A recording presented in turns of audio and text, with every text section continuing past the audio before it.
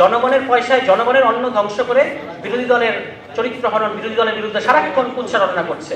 তার সরকার ফেল করছে, কিন্তু সারাক্ষণ সে বিরোধী দলকে গালাগালি করছে। এই ধরনের মানে ব্যক্তিবর্গ এখন কিন্তু মাননীয় প্রধানমন্ত্রী অত্যন্ত ঘনিষ্ঠ, যার হয়তো এমনিতে নিজের যোগ্যতায় একটা কেরানির চাকরি পাওয়ার কথা না, সে এখন রাজনৈতিক সচিব পদমর্যাদায় বিশেষ সহকারী হয়ে বসে আছে। এবার অথচ এই বিএনপি দলের অসংখ্য বঞ্চিত নেতাকর্মী, নির্যাতিত নেতাকর্মী আপনার প্রধানমন্ত্রীর ধারে কাছে বেসতে পারেন, তাদেরকে প্রধানমন্ত্রী গাড়ির আগে পিছিয়ে দৌড়াতে হয়। আর দলছুট ব্যক্তিদেরকে উনি কাছে বসিয়ে রেখেছেন। এটাই হচ্ছে মাননীয় প্রধানমন্ত্রী জনাব তারেক রহমানের প্ল্যান।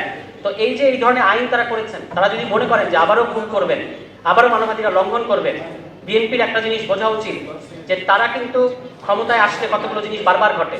তারা ক্ষমতায় আসলে কানসার্ট ঘটে, তারা ক্ষমতায় আসলে ফুলবাড়িয়া ঘটে, তারা ক্ষমতায় আসলে শনির আখড়ায় ঘটে। রানিং এমপি জনগণের ধাওয়া খেয়েছে, বিদ্যুৎ দিতে পারেন না, জ্বালানি দিতে পারেন না, এই কারণে সেই একই প্রবণতাগুলো কিন্তু এখন আলামতগুলো পুরোপুরি ফিরে এসেছে। এবং আপনারা দেখবেন, এটা বলি শেষ করি, যে তারা সামনের নির্বাচন মূল ইঞ্জিনিয়ারিংটা তারা করবে তত্ত্বাবধায়ক সরকার ব্যবস্থা, মানে নির্দলীয় সরকার যার অধীনে নির্বাচন হওয়ার কথা, এটা যেন তারা করতে পারে। এজন্য ইতিমধ্যেই তাদের একজন দলীয় ব্যক্তিকে নির্বাচন কমিশনে তারা বসিয়ে দিয়েছে। তো এভাবেই বিএনপির প্ল্যান এগিয়ে চলছে। বাংলাদেশের মানুষও এখনো পর্যন্ত দেখছে, দেখে যাবে।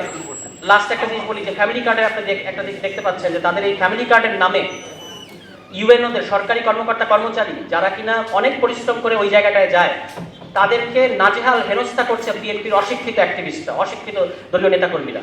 তারা দেখবেন যে জবাই করব, তারপর হচ্ছে আছাড় মারবো, লাথি মেরে বের করে দেবো, এইগুলো কথাবার্তা ইউএনওদেরকে বলছে। কেন? কারণ তাদের দেওয়া যে তালিকা, এই তালিকাগুলো কিন্তু ইউএনওরা নিচ্ছেন না। যারা যারা নিচ্ছেন না তাদের সাথে তারা এ ধরনের আচরণ করছেন। আছাড় মেরে নাকি তারা ইউএনওদেরকে পদ থেকে বের করে দেবেন। তো এইভাবে যদি তারা সমস্ত কিছুতে দলীয় পুনর্বাসন করেন এবং ইউএনওদেরকে অপদস্থ করেন, সরকারি কর্মকর্তা কর্মচারীদের অপদস্থ করেন, এগুলো তো মামাবাড়ি আবদার না, আপনাদের মানে দলীয় দোকান নাই এই রাষ্ট্রীয় প্রতিষ্ঠানগুলো, যেখানে আপনারা তাদেরকে এভাবে অপমান করবেন।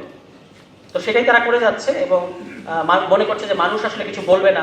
অনেক দিন পর্যন্ত তারা মানুষকে আওয়ামী লীগের ভয় দেখিয়ে মনে করছে তারা অনেক দিন পর্যন্ত সময় আছে, এরকম কিন্তু মনে হয়। কিন্তু শেষ পর্যন্ত যাহা আওয়ামী লীগের জন্য 5 বছর, তাহা আপনার জন্য, যাহা আওয়ামী লীগের জন্য 15 বছর, তাহা আপনার জন্য 5 বছর নাও হতে পারে। এবং আপনি যদি মনে করেন যে আপনার আগামী 10 বছর একেবারে নিশ্চিন্ত, সেটা সবসময় যে হবে ব্যাপারটা এরকম না।